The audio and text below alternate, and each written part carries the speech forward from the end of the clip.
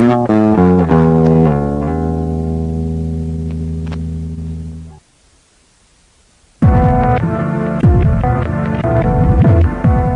I started working on this album, I was very interested by the home. It's sort of a love affair to the home, and that you can create a paradise like on your kitchen table. I started with a working title, Domestica, and started collecting like the rhythm noises, where all things about the house, you know, pots and pans and toasters, and then I would sing on my laptop and record like this. I would get beats sent by email from friends.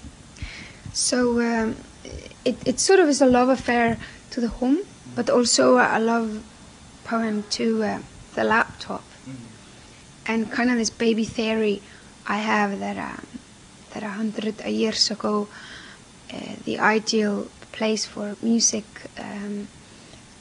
situation was the home. People had chamber music, and then in the middle of the century, everything was targeted for the opposite.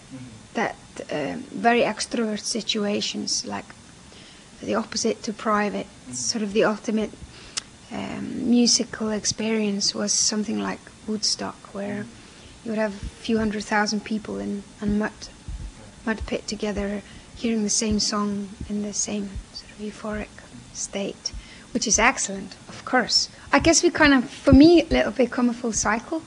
And now the best musical experience you're probably going to have is probably going to be in your house. It's going to be both where it's going to sound best, and probably also where it's going to, you're going to have most access to most things, you know.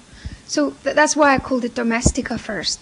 And then once the album was ready and I listened to it, it sort of had all the things I wanted it to be there.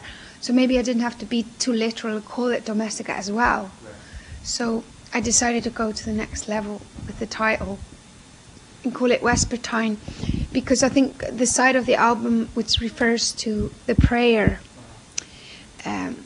sort of angle of my album was a little bit neglected, and also the fact that I did it in winter.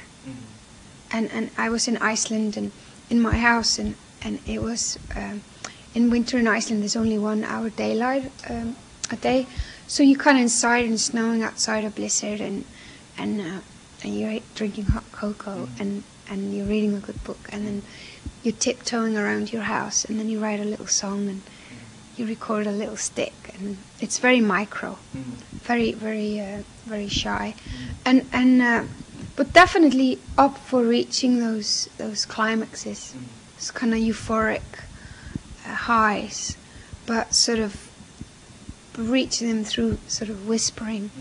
So yeah, Vespers, I think they mean evening prayers.